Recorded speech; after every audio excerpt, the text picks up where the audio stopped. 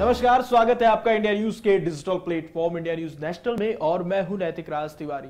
वैसे तो महाराष्ट्र में इन दिनों देखा जा रहा है कि जो घमासान सियासत में मचा हुआ है उसके साथ अब परिवारवाद का भी एंट्री यहां देखने को मिल रहा है। जी हां, वहीं हम अगर बात करें महाराष्ट्र में जो तत्काल जो अभी सरकार मौजूद है उसके मुख्यमंत्री के तौर पर शिवसेना से उद्धव ठाकरे हैं, लेकिन उसके साथ साथ अगर देखा जाए तो उप मुख्यमंत्री वहीं शरद पवार के भतीजे हैं अजीत पवार।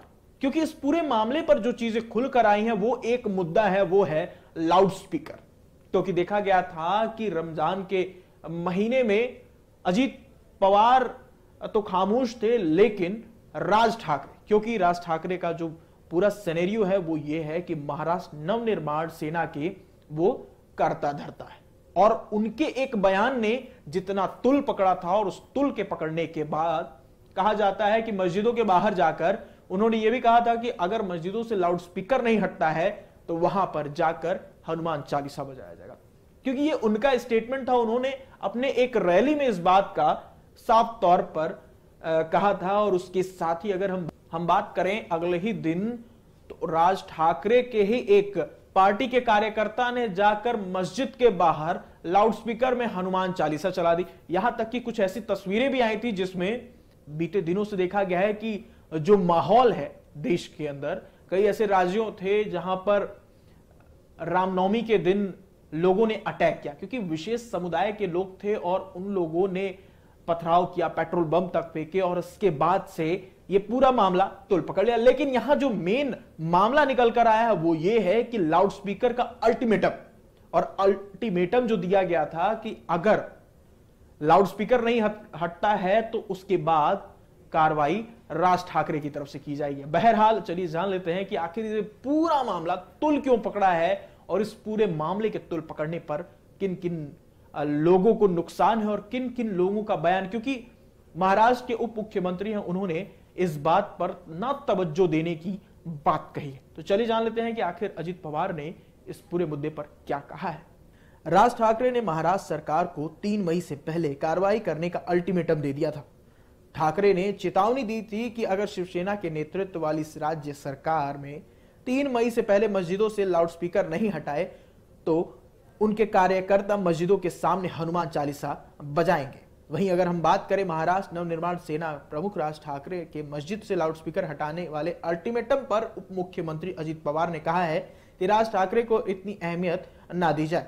सही वक्त आने पर मैं इसका जवाब जरूर दूंगा, मेरे पास हर सवाल का जवाब है। दरअसल ठाणे में एक रैली में राज ठाकरे ने अपनी मांग दोहराते हुए कहा था कि मस्जिदों से लाउडस्पीकर हटा जाएं, इसीलिए महाराष्ट्र सरकार को 3 मई से पहले कार्रवाई करने का अल्टीमेटम दिया है। अगर राज्य सरकार ने 3 मई से पहले मस्जिदों से लाउडस्पीकर नहीं हटाए तो हमारे कार्यकर्ता मस्जिद के सामने हनुमान चालीसा की पाठ करेंगे। इस दौरान राज ठाकरे ने रैली में समान नागरिक संहिता की भी वकालत की थी और जनसंख्या वृद्धि को नियंत्रण करने की जरूरत पर भी जोर दिया था।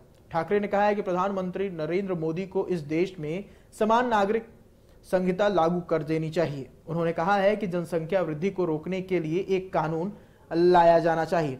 ठाकरे ने इस मुद्दे को सामाजिक मुद्दा बताते हुए कहा है कि वो इस विषय को लेकर पीछे नहीं हटेंगे। उन्होंने शिवसेना सरकार को चुनौती देते हुए कहा है कि जो कुछ भी आप करना चाहते हैं वो कर लें, यह धार्मिक नहीं बल्कि सामाजिक मुद्दा है, क्योंकि लाउडस्पीकर से सभी को परेशानी होती है। हाल ही महाराष्ट्र में गरमाए लाउडस्पीकर विवाद पर प्रतिक्रिया देते हुए उप मुख्यमंत्री अजीत पवार ने कहा था कि राज्य सरकार अदालत के आदेश पर चर्चा करेगी और इस बारे में गृह मंत्री दिलीप वालसे पाटिल से बात करेगी।